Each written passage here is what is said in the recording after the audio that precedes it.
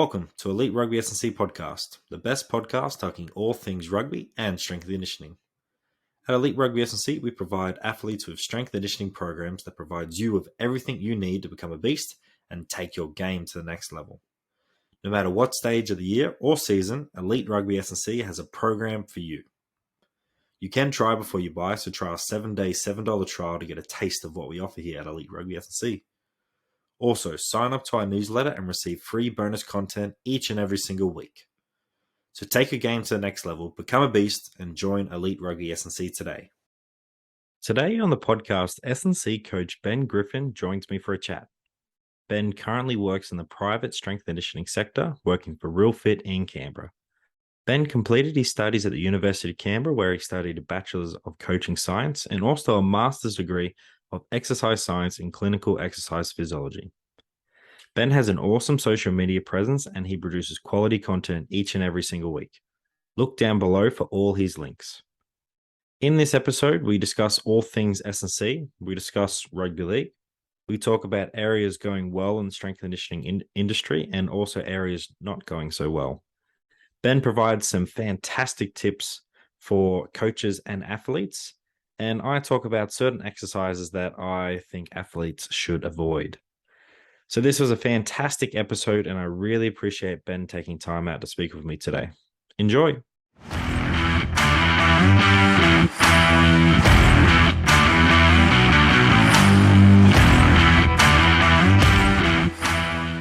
So g'day, Ben. How are you?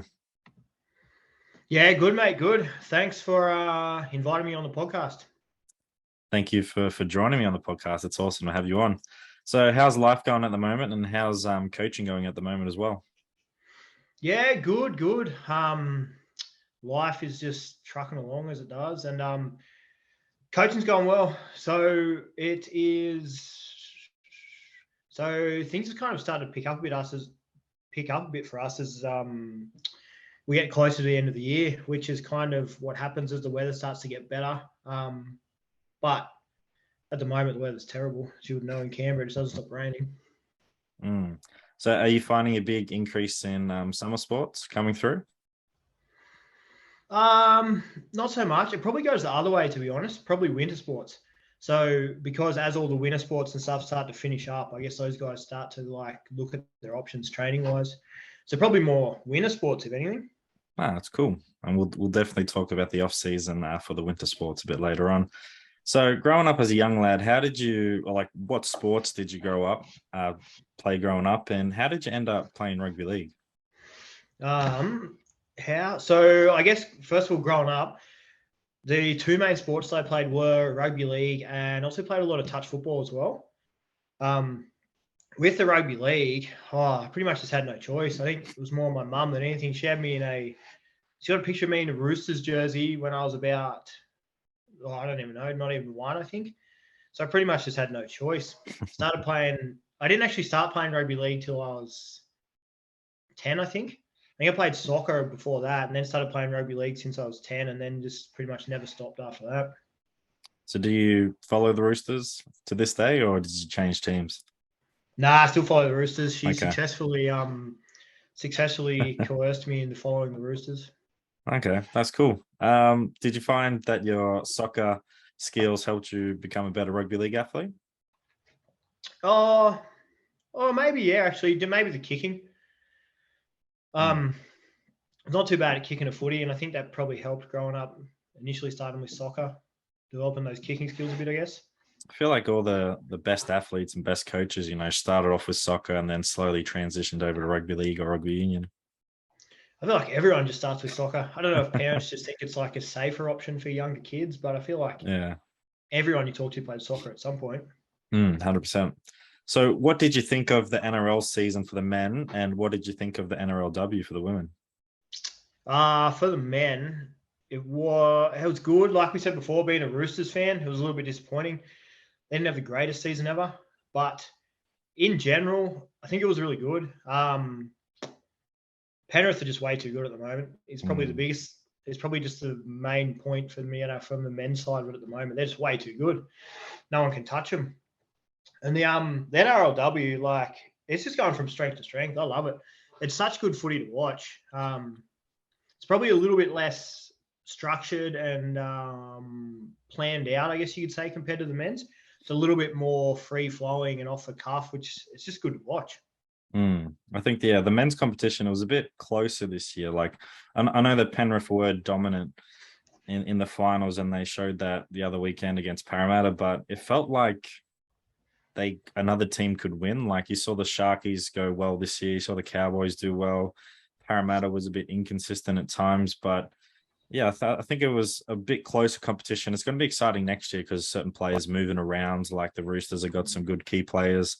You got the new team, the Dolphins. So I think it's just going to be a very interesting season. And Munster staying at the Storm as well, that could be quite good for them. And yeah, I think next year it's going to be really good competition.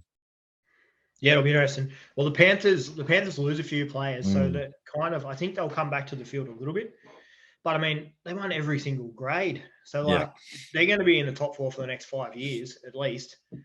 So it's pretty much just can anyone take them down pretty much.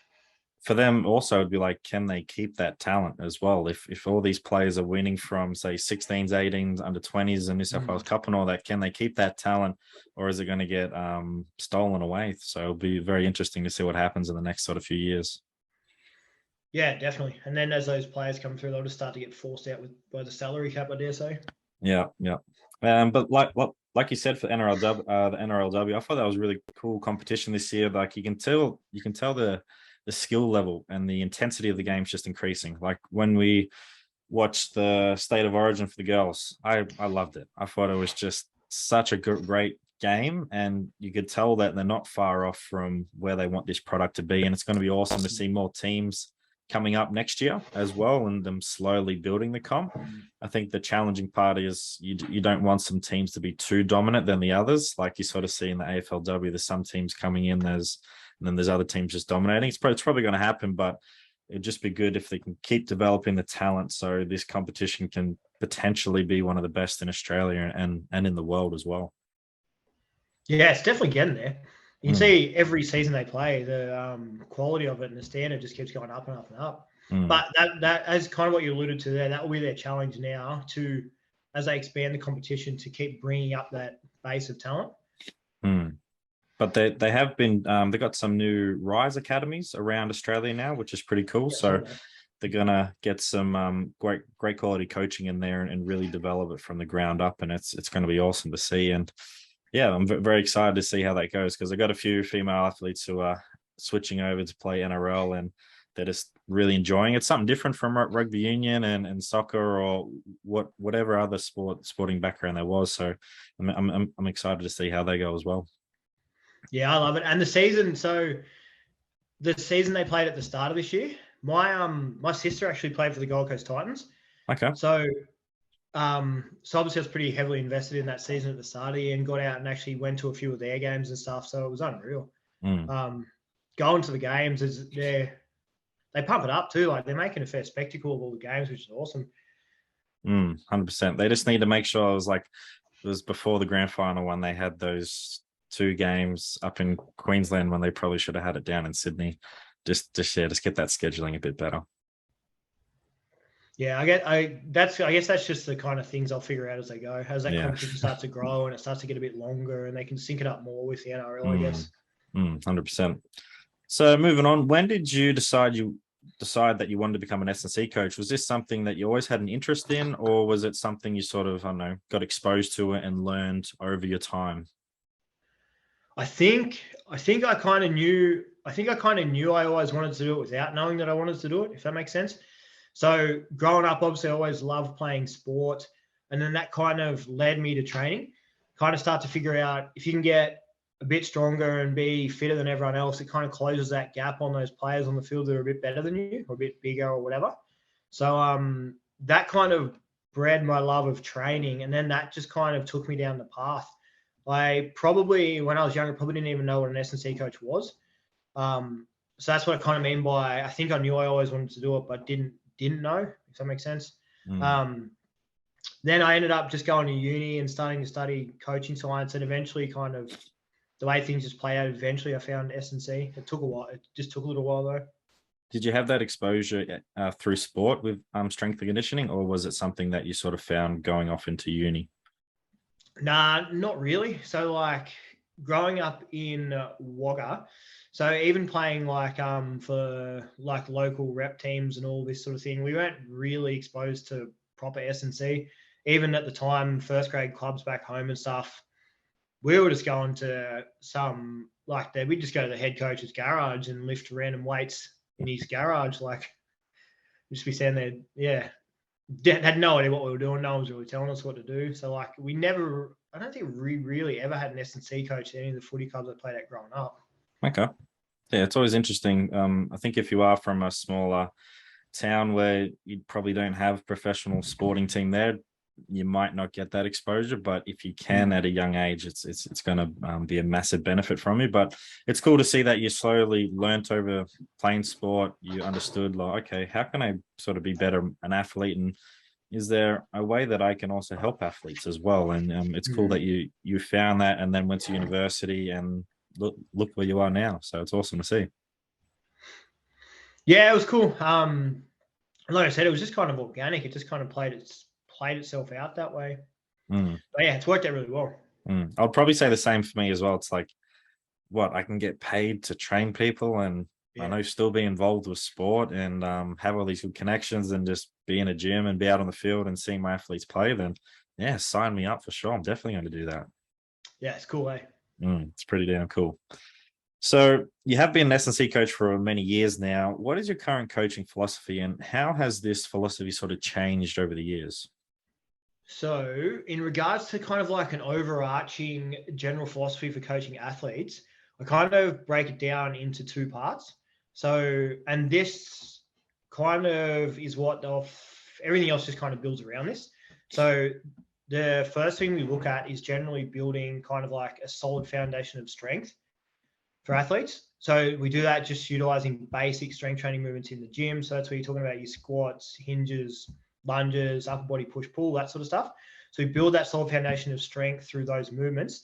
Then it's about teaching athletes to express that strength rapidly, or AKA build power.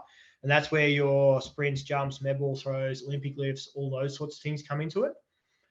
So those general two parts to it are kind of what everything else gets built around. Then obviously the overarching goals there are to decrease likelihood of injury and enhance sporting performance. So then kind of if you know that's kind of what you're building off the back of, then you can kind of structure everything else around that, I guess. Awesome. So was this sort of your philosophy from the get-go, or was it something that you learned over the years, like, because I remember being really early on in my career, I got asked the question, what's your sort of training philosophy? And I was like, what do you mean? I just do these programs because I know that they're going to work. I never really thought about that philosophy. Yeah, I don't know if there was like a point where I kind of like decided this is my philosophy, or it just kind of another thing where it kind of naturally just evolved over time. I think probably similar to you, like I probably didn't have it locked in as such until someone kind of asked me. And then you're like, oh, it'd be good to have an answer for that question. So I think then I kind of started to think about it more. And it was always the way that I coach, but I just never kind of like put it into a philosophy as such. No, that's cool. I think all coaches out there, you should have a philosophy because it allows you to reflect back onto your programs when times get hard and you're like, what am I trying to do here? And what do I value? So it's cool to see that you've got those standards and values, and it's really easy for you to reflect back. Okay, if you ever get lost, this is what I'm going to come back to, and I'm going to continue to get back onto the right path. Yeah, that's a good point, because it kind of essentially, like I said before, if you have that kind of overarching philosophy in place, then you just build everything else around that. And you've always got that at the center of everything you do. So it makes it not simple, but gives you something to follow. I'm always interested to know what coaches' philosophies are, because I'll definitely take stuff away from them and try and add it to my philosophy and like little notes to it as well. So I love that. It's always so interesting to hear other coaches take on that sort of stuff. So as coaches, I think we can all sort of look back on our early days and just sort of shake our heads at the certain mistakes that we made back then, and we sort of didn't know any better, to be honest. What advice do you have for S&C coaches out there in the field? Is there anything that sort of stands out from your early experience when you're sort of, yeah, were an earlier coach to now looking back at it? And yeah, what advice do you have? I think this is an interesting one because I think your coaching is dangerous because obviously you're in charge of someone and you can do a lot of damage to someone if you do something wrong. But at the same time, I think coaches need to make mistakes. So I think you need to start coaching as early as you possibly can. That's probably the most important thing, and start making those early mistakes as soon as you can. The biggest thing I would say is so keep everything lower volume and lower intensity than you think to begin with. The biggest mistake I think you can make, and these are probably the biggest mistakes I look back on I made when I first started, is overdoing it, going too hard, too early, too long, too early, those types of things. Because you can always progress things forwards, but it's harder to go backwards with things. And like, you're obviously more chance of hurting someone if you put too much volume on them too early or put too much weight on the bar too early. So that would probably be the number one thing, to be honest. Just start everything way lighter than you think, way lower intensity than you think, start with way less volume than you think. Then you can always ramp it up if you realize, oh, we could do a bit more. But yeah, other than that, I would pretty much say go out and make mistakes. Like, you kind of have to wade through it a bit the first 6 months to a year if you're coaching, just to, I think you need to make those mistakes to learn. So when did you start coaching? When did that journey begin? Oh, so my one, so I kind of took a bit of a roundabout way. So when I went to uni, I studied exercise physiology. So I graduated as an EP, and I worked as an EP for about 4 years. Before then, I transitioned into doing primarily S&C, which is what I do now.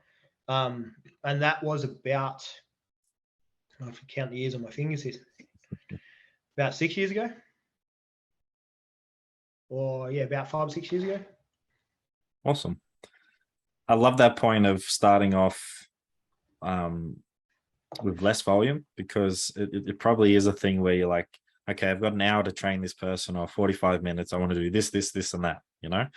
And if you're just doing all this volume, you're probably going to rush through things and not focus where you should be focusing, and little things will sort of start to arise, and you'll probably get, your athletes will probably get quite sore as well. And I love the point, because we don't want to associate training with being sore, if that makes sense. You want to associate training with, like, I've done some work.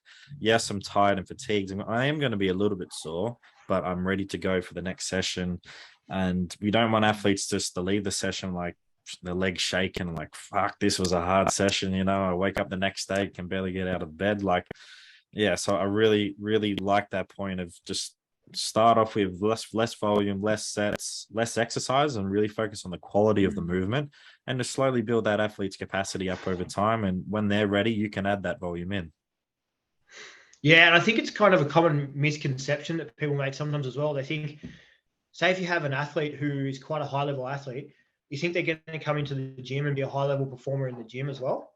Now, sometimes that's the case, but not always.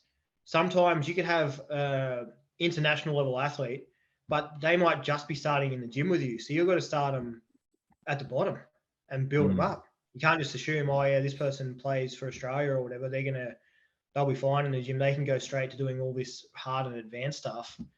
It's generally not the case. I have been a few times when I've thought this is just doing PT, but also S&C coaching as well. Like, I have assumed that they've sort of a bit more advanced than I would have thought. And then I was like, oh, wait, you're actually not that advanced. We need to go back to the basics. And it's just something that I've really gotten back to the last, I don't know, 2 to 3 years, is just really hone in on those basics, especially if they're quite young. But even if they're old, like, go back to the basics, because they might have not done them for a while. They might have been doing something else. So yeah, basics, they work so well. Yeah, and if you just start quite low with someone, they can progress quite quickly. Like, if they're someone who has relative level of confidence in the gym, even if you start lower than where they probably should start, you can always progress them quickly. Like, you don't have to hold them back. But if you start at the bottom, then you kind of tick all those boxes and just go from there. And I think that confidence aspect as well. If you change the program after 2 weeks and progress them to the next exercise, their confidence goes up. Whereas the opposite, like, oh, we might have started too advanced, we're going to go back to this and really get back to the basics. Their confidence could be like, oh shit, I'm actually not that good, or something like that. So yeah, I definitely like that approach. Yeah, 100%. So what do you see wrong in the S&C industry at the moment, and how can we sort of fix these sort of issues that are going wrong? So I don't know if there's so much anything wrong with the S&C industry, but just the way it is, there's obviously just limited jobs in like a pro setting. So probably one of the biggest problems, I don't know if this is something necessarily wrong with the industry, but probably one of the biggest problems is the amount of graduates that are coming out of, say, universities or other courses or whatever, compared to the amount of jobs there are. So obviously, I don't know about you through what courses you've done or whatever, but when I went to uni, the amount of people that are still in this field, not even just S&C, just in the kind of sport and exercise fields, the amount of people that did the degree and then stayed in that field is very minimal. Like, probably count on one hand through, say, if there was 40 or 50 people at uni, maybe a couple of them are still in the field. So, like, I'd say that's probably the biggest problem, the fact there's so many young people who want to be coaches, and there's just such limited opportunities for people. I think it is starting to change a bit as the private sector has really started to evolve over the last probably 5 years and started to grow, and there's sort of more opportunities coming about.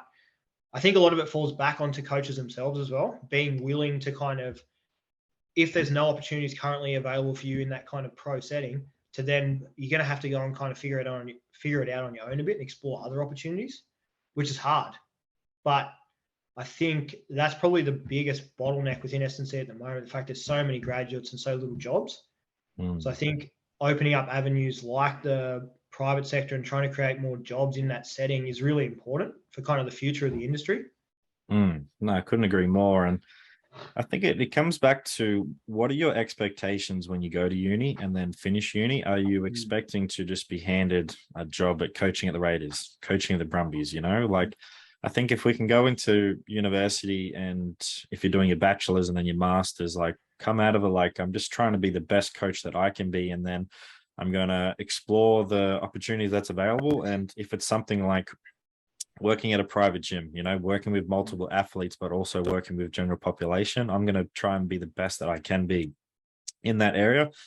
If I can then help a sporting team on the side, even if it's, unfortunately, sometimes it is unpaid work, or even if it is paid, it's probably not the most. Like, you do make that sacrifice to help that team or sporting organization, but you're gaining heaps of experience, which is going to help you then get to the next opportunity, So I think, yeah, if universities cannot market like, go work in high performance sport, because like you said, there's only a certain amount of jobs that are in high performance at the moment. And the good thing about, with all the women's sporting teams increasing, there is going to be more jobs in the future. You just got to be patient. But yeah, if you can handle those expectations when going to uni and say you're just going to be really, really good coaches, and you can work with a whole different range of athletes. And if your end goal is to work in high performance sport, cool.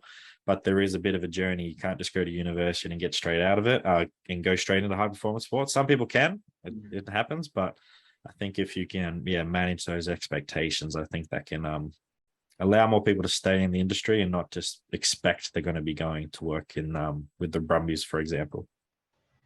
Yeah, I think that's a few really good points there. In regards to, I think universities, I don't think it's as bad now, but I know when I was going through uni, all they kind of talked about at uni was pro sport. They kind of, the way they marketed the degrees was like, come and study this and you can go and work in pro sport. And then all through the degree, all they ever kind of talk about is pro sport. But obviously the problem there, as we kind of discussed there, is there's limited jobs in pro sport. So they don't really explore any other avenues for you. So I think, like you say, it's a big kind of, I think unis have got better at that though now, from what I understand. But yeah, I think it's about students kind of being open to the fact that the future might, if they really do want to coach, the future might not necessarily be in pro sport, which is fine. It's just kind of having that realistic expectation, I guess you could say. And if, like you said, if you do want to work in pro sport, then go after it for sure. Definitely bust yourself to try and get to there. But yeah, and then the other point that I like you made there is not being above coaching Gen Pop. Just because, yes, you want to coach athletes, that's great, but don't be above coaching Gen Pop, particularly while you're at uni. I would recommend any person who's studying any sort of S&C degree or anything, go get your certs. If you're in Australia, go get your cert 3, 4, go start coaching in a gym. any gym, doesn't matter. Just start coaching Gen Pop in a gym. The stuff you'll learn from those, from say if you coach for 2 years while you're at uni, the stuff you'll learn that 2 years will be invaluable. And you start to realize too, it's really not that different. Like obviously the specifics of the programming and that sort of stuff's a bit different, but like to coaching in a Gen Pop setting, to coaching athletes, it's all the same stuff really, like in general. So like the skills transfer over massively. Yeah, I think the things that I've learned the most from coaching Gen Pop would be time management. So can I make, if I have back-to-back clients, can I, and it's say it's a 45-minute session, can I get everything done and be finished on the 45 so I can then meet the next client, you know? And it's the same thing with sporting teams, you know, you're working on a tight schedule. Can you go from one squad to the next squad? If you say, for instance, for rugby, you got forwards in the gym, then backs, can you manage time properly? Another one would be my sort of body language in the gym. Can I be open and also keep a conversation going, you know, because it's just one-on-one. Like sometimes it's quite hard to keep the conversation going. Whereas a sporting team, you can have, I can chat with Ben for a little bit. I can go talk to someone else, then someone else. But if you can keep a conversation going for 45 minutes to an hour, you're doing quite a good job. And then I think you just learn when to also manage that person's sort of emotions and how they're going that day. You can read their body language and be like, oh, I might not talk about this today, or I might talk less, or I might talk a bit more. So the amount of things that I've learned from coaching Gen Pop is like, I'm so grateful for it, because if I didn't have those skills, I wouldn't be in the position that I am now. Yeah, it's all, you just develop those general people skills that are pretty much the crux of coaching. And you have to go through it, like kind of like you alluded to there, some one-on-one sessions where you just have awkward moments and you just have to learn to navigate those awkward silences, and you say things, you say dumb things that you probably shouldn't have said, and then you're like, oh, damn it. Like, but it's all part of like, learning to communicate better, I guess. And if you can teach, let's say, for instance, an older person how to do a new movement, like that's an invaluable skill. Like you can feel like you can sort of coach anyone, you know, and vice versa. If you can teach a young person how to do it, or like you can just work on all those finer skills, which then transfers over to your coaching, and you will become a better coach from that. Yeah, 100%. The other thing I think people sometimes underestimate about Gen Pop as well, sometimes they're actually easier to coach because often they're paying you money to be there. So they want to be there and they want to get the most out of it. Is where some athletes don't want to be in the gym. Some of them hate it. So you kind of have to like find ways to get them motivated and get them going in the gym. Is where often Gen Pop people show up and they're there, they want to do it. So sometimes it's actually easier. And there's some really fit general population people out there, strong. Like, yes, they don't play sport, doesn't make them an athlete, but like they're ridiculously strong and powerful and fit people. So you can start play around with their programming and try some different things out to see if it works. And you're like, sweet, this does work. I can then probably use it towards an athlete, maybe. You know, you can start to experiment with that type of stuff. Definitely. Some of the Gen Pop members that we have that come to our gym, I would love for some of our athletes to be as strong and powerful as them. That's awesome. I'll definitely agree with that with some of the Gen Pop people I have seen and do train with on a daily basis. So changing the narrative, what do you see going well in the S&C industry? Kind of along the same lines I was talking about before, the growth of it. I think the general awareness around S&C is starting to grow. More people these days know what S&C is. I think social media's probably got a lot to do with that. And there's more younger people kind of starting out earlier saying, oh, I want to be an S&C coach, which you probably didn't see much of, I don't know, 10 years ago. So it's kind of growing really well in terms of like the general awareness around what an S&C coach is and more people wanting to be coaches. But like I said before, then it's just kind of up to everyone to kind of find ways to create opportunities for those young coaches and places for them to be able to coach. Totally. I really enjoy seeing the content that's sort of being produced on the more positive side of the content. Yes, there is a lot of bad content out there as well, but I think just finding coaches that I come across and I'm like, wow, this is awesome content, you know, and just send them a message like, hey, content looks really, really good. Keep it going, because it can be such a daunting task sometimes to put yourself out there to criticism and all that. But I think I'm really seeing some really good content for athletes, coaches, parents, and all that out there. And I think we're very informed at the moment as well. So I hope people continue doing that, to be honest. Yeah, I learned so much just through scrolling through Instagram these days. Like, you just pick up random little things everywhere. If you're following coaches who you know are good and who you like and respect, you just pick up little things from them all the time, because they might just do one and something with an exercise that's a little bit different to the way you do it, and you're like, oh, I really like that, and you try it, and you're like, oh, that's awesome. So it heaps of that, get that stuff pretty much daily now, which is awesome. And I think if people can see it like that, not just like, oh, Ben's doing this, I got to try and be better than him, or throw some shade on that person, you don't really understand the context, then I don't think you're really helping anyone. Like, be open to learn from that coach. And if they do happen to do something wrong, just reach out to them, say, hey, I saw this, you doing this or that. What's your thought pattern behind it as well? I really want this industry to continue to grow and be positive. I think when we start to throw shade on each other and say one coach is better than the other, we're not doing any good for anyone. Oh, definitely.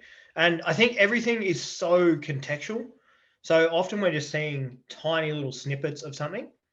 So, I mean, some stuff you see, which you kind of scratch your head out a bit, but most of it, what you're seeing is such a tiny snippet of the grand picture. So you're seeing maybe one rep of one set of one exercise, of one weekly program, of one yearly plan, that like, so to make massive judgments on that coach based on that one little snippet that you've seen, it's not fair. It's not reasonable. 100%. So for you creating your content, what are you trying to achieve on sort of a daily, weekly basis? Is there sort of a theme that you like to do during the week, or is it just whatever sort of pops up and whatever's been done in the gym that day? Definitely the second one. It's sometimes I'll get on little themes with things, but it's more like whatever's in my head. Like, I just think of whatever's running through my head. I'll be like, oh yeah, that'd be a good post. I could do something about that. Or like, if an athlete asks me a question, or if I get a question coming up a lot, or I see something that's commonly done wrong or poorly or something all the time, then obviously that can be a kind of a good video to make, or a good little informational piece to make. But yeah, it's just become whatever I'm thinking about. I probably think about this stuff way more than I should. So I just have thoughts going through my head about this sort of stuff all the time. So constantly I'm like, oh yeah, that'd be a good video, or this would be fun. The other side too of it is just having fun too. Like, I think that's something people kind of underestimate. Like, it is, at the end of the day, it is kind of entertainment as well. So like, letting your personality come through and having fun with it, I think, is really important, because you get too bored if you didn't do that. I love that. How do you manage yourself not looking at, say, the views, the likes, the analytic type things, because it can get quite daunting. Like, you're like, why didn't this video work as well? Or that video works, like, what's going on with there? Like, so how do you manage your emotions and sort of, I don't know, you could say it's anxiety around that. That's a good question. I don't know. I think I've just got good at not worrying about it. Like, I pay attention to it, as in I'll take note of like, oh, that video did really well. That might be a good thing to kind of expand on further or whatever. But I don't know. I think just through practice and doing it, you take it less personally. So I think now if I put something out and it doesn't do well, I'm able to look at it very kind of like, not take it personally. It's not, because that's not what it is. It's no one's there going, oh, this person sucks, like, that's why I'm not going to watch their video or like it. It's just that piece of content just hasn't hit. And yeah, it's just the way it goes. I think it's important to be able to separate it, to be able to identify that it's not a personal thing. It's just that hasn't done well, because I think it's important to, if you do kind of want to build up a social media following, it is important to take note of what does well. But not take it personally, not be like, oh yeah, that didn't do well, so I should just give up or whatever, or everyone hates me or anything like that. Because it's not like that. It's not a personal thing. No, I really like that. It sort of reminds me of, I don't know if you've watched Ted Lasso. No, I haven't, but everyone keeps telling me I need to watch it. So there's a scene where he's talking to one of the players because he's in his own head, and he's like, all right, mate, I want you to have a memory like a goldfish. Goldfish has a 10-second memory. So if something goes wrong, just try and forget about it, move on, say, yep, okay, accept it, move on to the next thing. So it just sort of reminds me of that with it. If the video doesn't work, oh, well, at least some people saw it, even if it's 100 people, at least 100 people saw it. They might have got something out of it, So just continue to try it and just be consistent with it as well. Hi everyone, we just wanted to take a break from this episode. We hope you are enjoying this episode so far and also all the content we have produced. We appreciate all the support from our listeners and followers so far. If you haven't already, sign up to Elite Rugby SandC newsletter today. We provide you free, exclusive content each and every single week to our subscribers. Link in the bio. Remember to like, subscribe and share Elite Rugby SandC on social media to all your friends and families. So thanks again for your support, and now back to the episode. Exactly. And no one remembers. Like, if you do a video that does really badly, you're the only one that knows. No one else cares.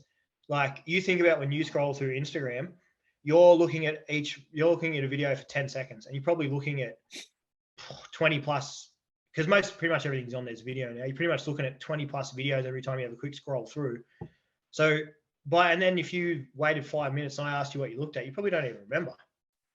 So, like, I think it's important not to get hung up on other people's opinions, because you're only a small piece of what they're looking at anyway.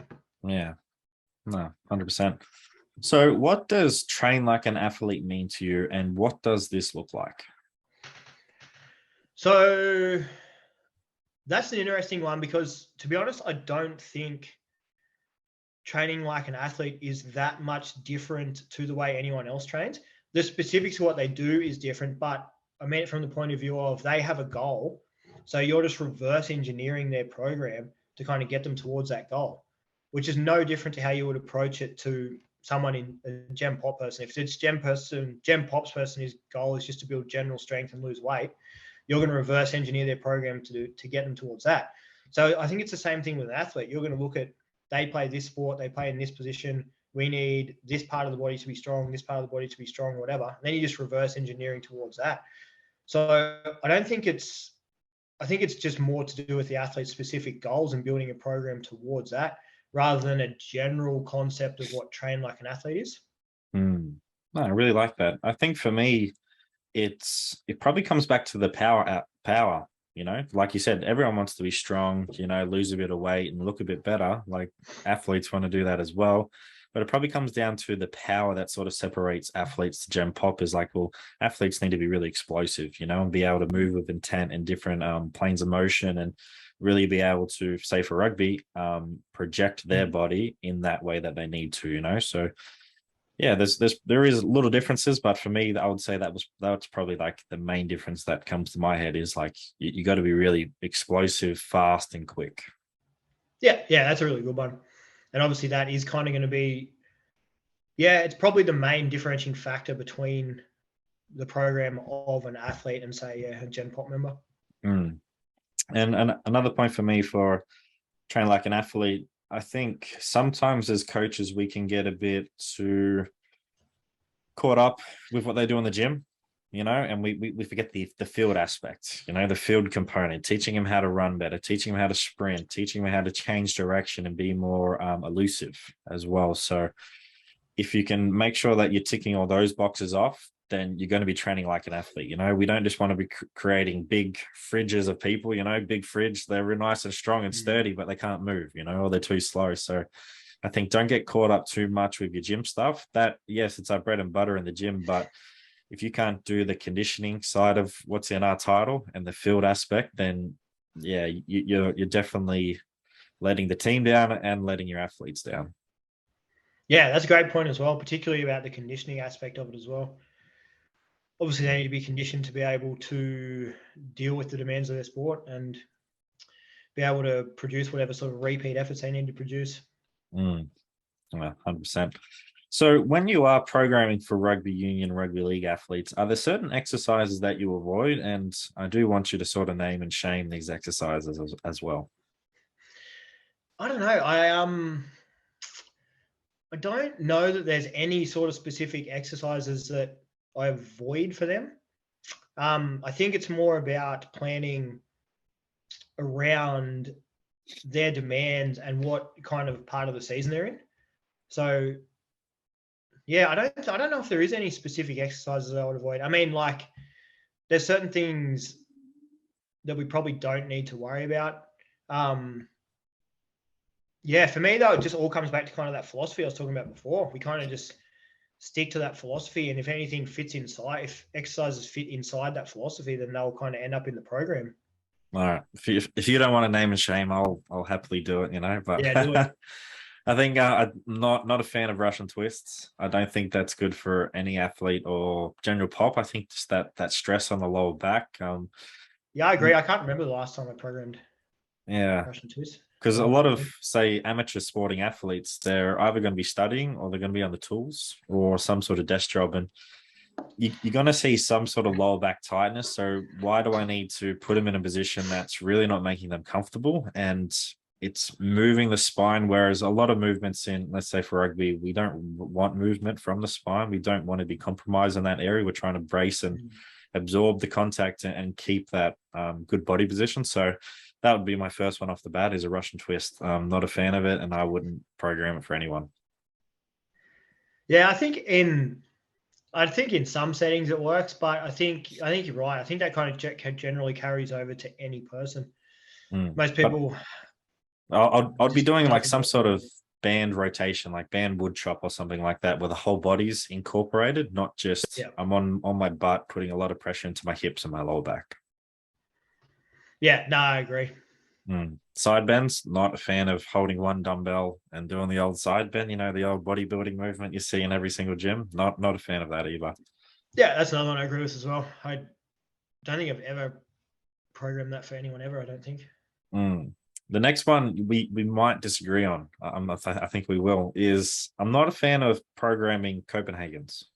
Like, I've never had to program them because of the single leg movements that we do in the gym, and then the amount of single leg jumping and lateral jumping as well, and change direction stuff. The athlete's already strong enough in that area that we don't have to do it.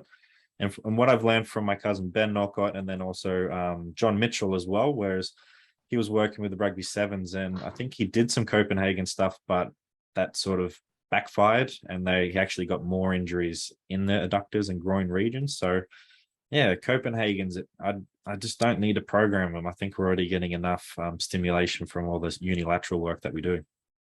I like them early on. So when an athlete first comes in, I really like to just build a general base of strength around the hips, not even specifically just to do with the adductors everywhere. If we can kind of generally tick a few boxes in terms of, or I kind of look at it as a four-way thing around the hips. If we can strengthen up the front, back, inside, outside a little bit to begin with, then I feel like it's more just ticking a box in my head probably than anything. But I like to build that little base of strength around the hips with exercises like Copenhagen's, more isolated exercises. But I agree, if you get someone to a point where they're bounding laterally and they're not having any issues, and they move well sideways, and they're probably not needed.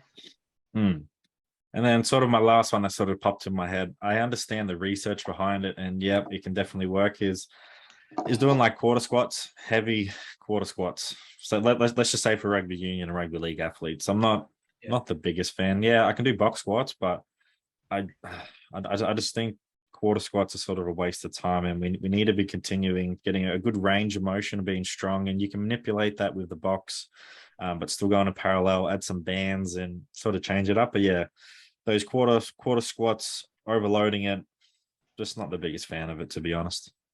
Yeah, I agree as well. I kind of mucked around with them a bit in the past, but I've never really gone back to them. I don't like the idea. I feel like you're putting a lot of load, because someone that's a pretty good squatter, they're going to need a lot of load on that bar to get the sort of stimulus out of the exercise that you're chasing.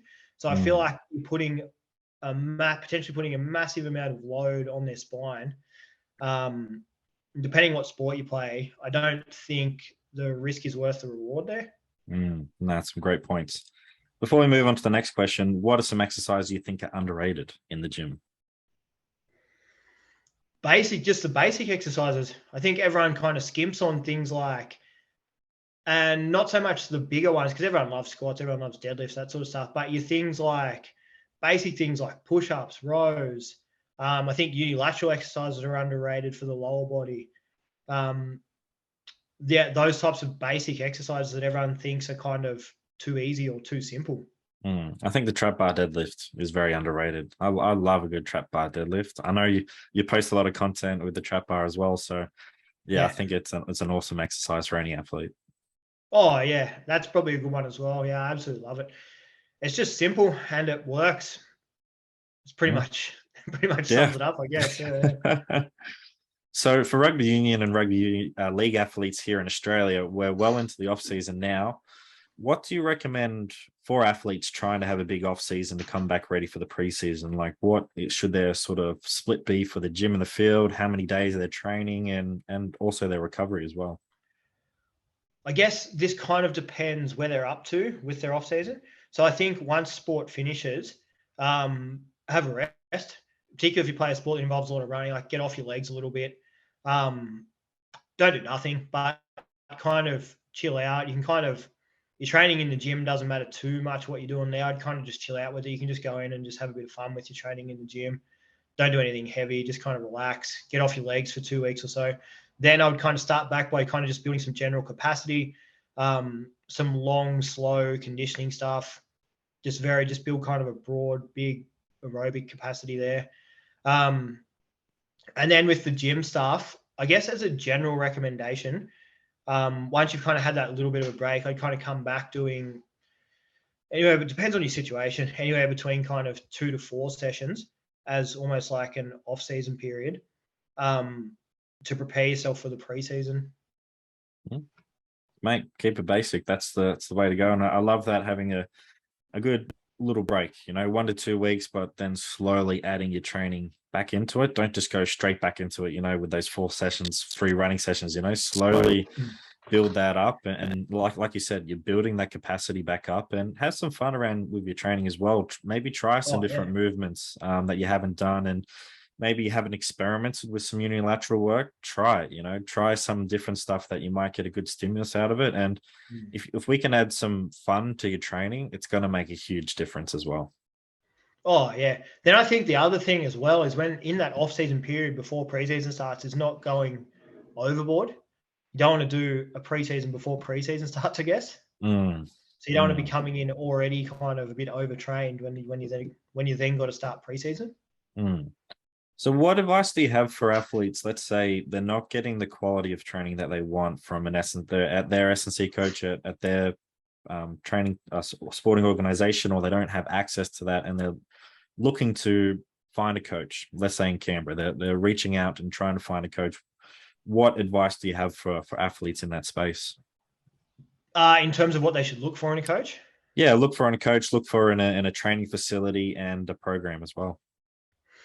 I guess this is actually a really tough one, partly because of social media, I think, these days. Because as soon as you start looking for a coach, the first place you're probably going to go is the social media. And as you would know, the coaches with the biggest followings aren't always necessarily the greatest coaches. So it can be difficult if you're an athlete who is looking for a coach. But I think the best thing you can do is do research and then go in and talk to them. Go and get a vibe for the place, check it out. And I feel like a lot of this comes down to feel. Because you go and talk to any coaches, they'll tell you, I've got results, I've done this, done that. I think the best thing you can do is go have a talk to them, check the place out, and then go with your gut, really, to be honest. Some great advice. And I would also add on to that, which is something I've seen from yourself and Real Fit, is you have like a small group of, let's say, rugby athletes training together. If that gym already has like a small group and you can go into that group, like group training is just so much fun. It's awesome to be able to train with 2 to 3 or 5 players who are playing the same sport or similar sports. You can just make your training more enjoyable. And I think from a coaching aspect, it's so much fun when you're having a small group. One-on-one's fine. I'm not saying one-on-one's bad or anything like that. I'm just saying it's just good having a small little team that you can really influence and have some really good banter and some good fun around. Yeah, 100%. Like, it makes it so much more fun when you can, because you can kind of just bounce off each other, and you always have like like you could say larrikins within groups as well, that just make it kind of fun because they're just mucking around the whole time and groups are the way to go. So female athletes in Australia now have many different sporting opportunities to play at the elite level in team sport, which is awesome to see. What advice do you have for females in regards to strength and conditioning training? Like, when should they start? How should they seek out quality training? And if they are wanting to transition from, say, let's say soccer to rugby, what advice do you have in that area? The first thing I would say is in regards to starting, I would say start yesterday. And I think a lot of the common misconceptions still exist amongst female athletes in terms of things like apprehension around strength training, making them bulky and things like that.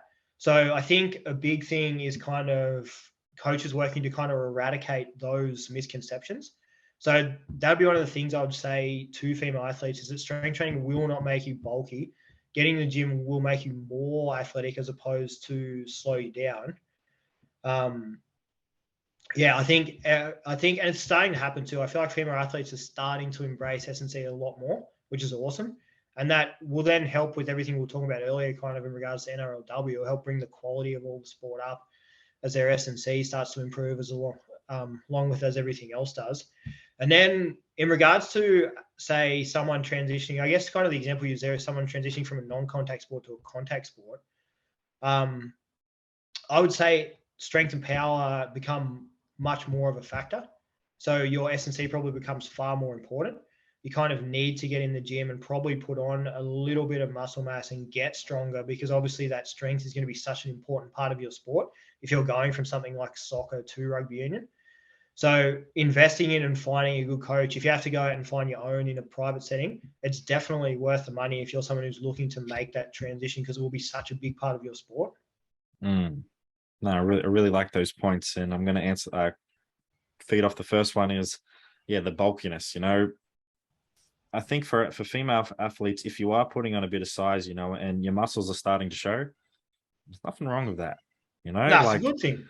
Like I remember seeing a few weeks back, Julie Robinson from the Brisbane Broncos. She was getting a bit of criticism for her body shape, and it's like, she is super strong, powerful, and playing at the elite level. Why are you throwing shade on that? Like we have guys who are very muscular builds, and we don't say anything for that. But when it's a female, we do. So I think some people are just got to get over the fact that women are going to get strong like that to play these sports, and we have different shapes and sizes. Like, who cares? They're just playing the sport they love. Don't judge them on that, And I think if you do get a bit bulky, there's nothing wrong with that. Just make sure that you remember that we're trying to build some size that it's going to protect you for your sport, but also make you excel in your sport as well. But we're not trying to make you, super bulky. We're just trying to make you strong enough to be able to play your sport.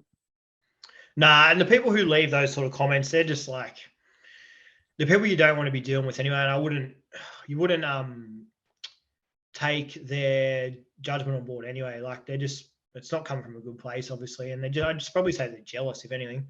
Yeah. And you're right. Like going into the gym and starting training, you're not just going to magically turn into Arnold Schwarzenegger. Like, it takes a lot of work to put on significant amounts of muscle mass. So unless you're living and breathing that sort of thing, diet's a big part of that as well, obviously. If you want to put on significant amounts of muscle mass, you have to be eating right, eating enough, all these types of things. So it's not like you just walk in and start doing a couple of strength training sessions a week and you turn into Arnie. It's not something anyone needs to worry about.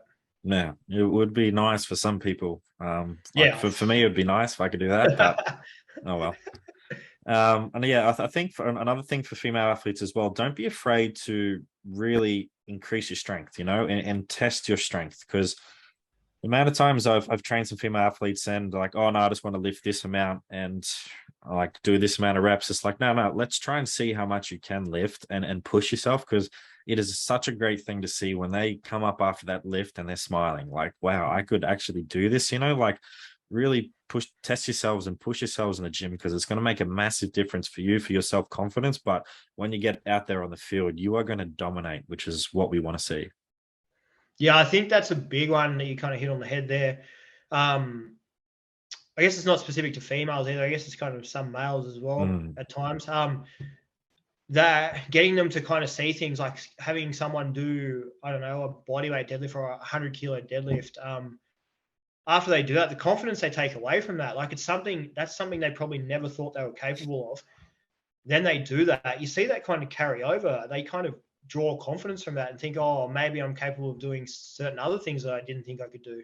It's really cool. No, 100%. But yeah, it's just great to see more female elite team sports, because I love team sports. Individual sports, not so much. I love team sports. Getting a group of people together to achieve something that they haven't achieved is just awesome to see. So it's going to be great to see in Australia when the I know more funding comes into it, more athletes, the standard, all that comes up, and I'm just really excited for the future. Yeah, definitely. So my last sort of questions we've got the Triple H. So we're going to talk about a hardship, hero, and highlights. So first off the bat, a hardship. Can you think of a hardship in your coaching career that sort of stands out? And how did you get through this hardship and what did you learn? I've been pretty lucky, to be honest. I haven't had any anything go super wrong or anything like that. I think in general, doing S&C in the private sector, the hardships that come with that are kind of navigating the unknown waters, particularly in the beginning. Like you're kind of setting out to try and do something, but you don't really know what you're doing. You have no idea. So kind of figuring it out and sticking with it is a massive thing. To be honest, in terms of the actual like coaching people itself, that's kind of just progressed over time, naturally, I feel like if you stick with it, as long as you're committed to it, you'll get better at it, the actual art of coaching itself. It's more, for me, it's been more the other side of things, the back end of it all, trying to figure out how do you make this a career? How do you make this sustainable long term? All these little things that you kind of work out in the background. How do you set yourself up so you can have sick days, go on holidays, do all these sorts of things when you're essentially... So I'm employed by the gym that I work for, but in a way, I kind of manage my own stuff. So I kind of have a setup similar to almost working for myself in terms of how I structure my days and all that sort of stuff. So it's working out how can you set everything up. So yeah, you can do things like take holidays. So those have probably been the biggest struggles and hardships, figuring those stuff out. I've been lucky that I've got a really good team that I work with, that we kind of navigate all this stuff together. But I would say those have been kind of the biggest hardships. And it's just been sticking through it, being stubborn probably helps, and just being persistent more than anything. Awesome. So who is your hero and why is this person your hero? So you can sort of answer it as a personal one or coaching hero or sporting hero along those lines as well. Wow, this is a tough one. As corny as it probably sounds, I'd probably say my mum. Simply because when we grew up, so she was a single parent who raised 3 kids by herself, which I still have absolutely no idea how she did it. All of us were like 2 years apart, and from like she was by herself from like when we were like 4, 2, and 1. So I have no idea how the hell you do that. But yeah, in general, I'd probably say her. And then in terms of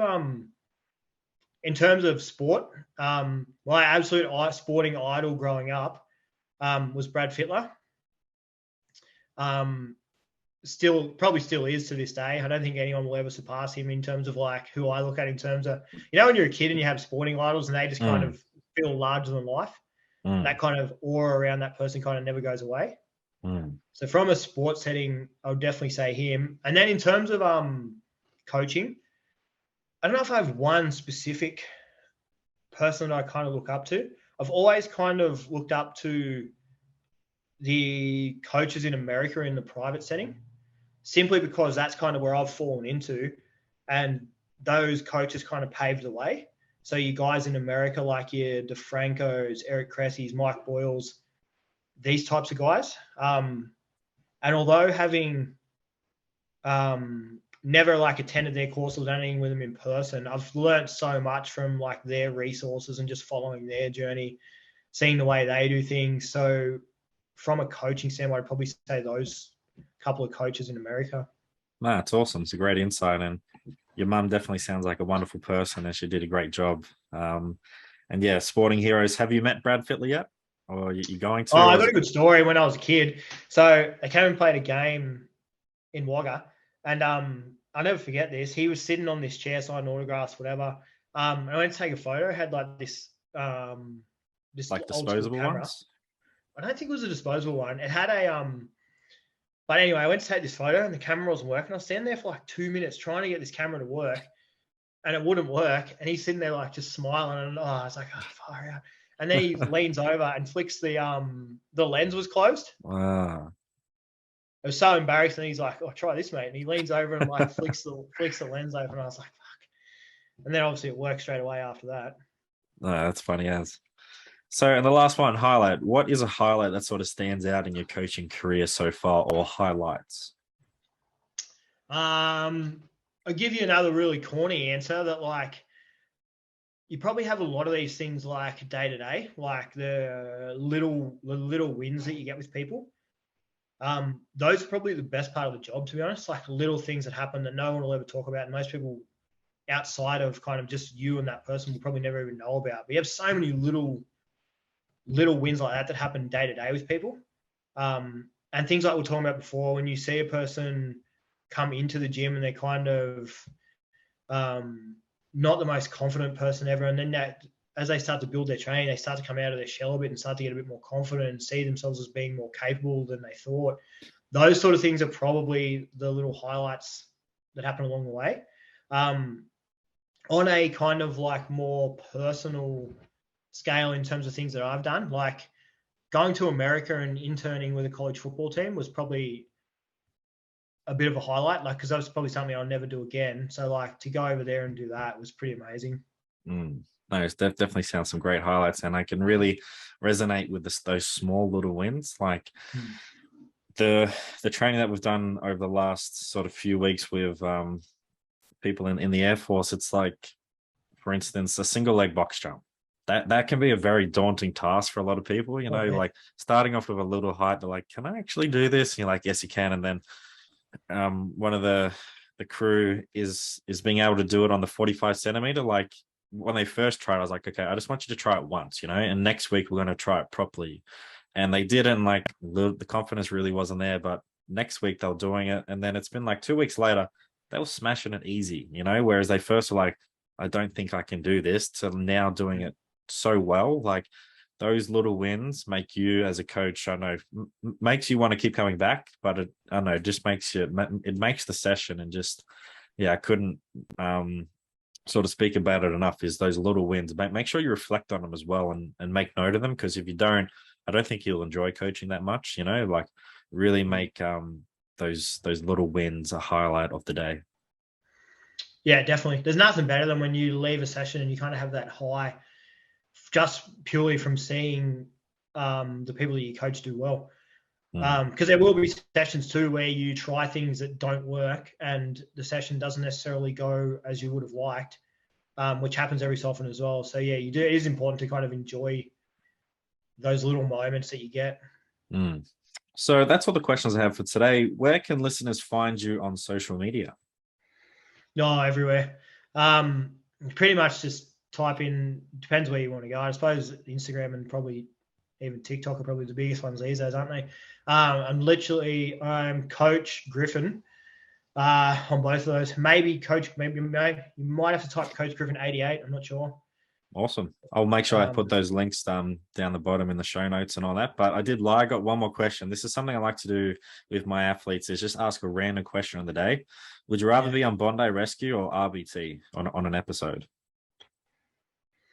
What am I doing on Bondi Rescue? Bondi Rescue, you're getting rescued, like you're drowning, or RBT, you're getting pulled over for potential drink driving or drug driving, you know? Probably assuming I don't know, I might be a bit of a too big of a hit to my ego if I ended up on Bondi Rescue. I'm not a bad swimmer, so I don't know if I'd like that. Okay. I'll probably maybe RBT, assuming that I passed the test. Okay. Yep. Easy done. If I fail the test, then definitely not RBT. That's awesome.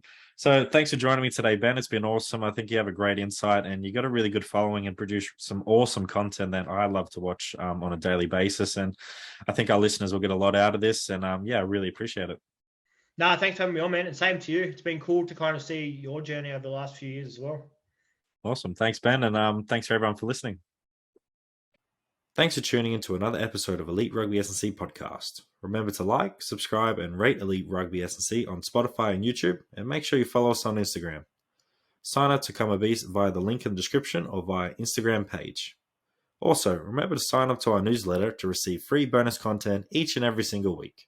So don't wait, make that good decision, and join Elite Rugby SandC today and take your game to the next level. Thanks for listening.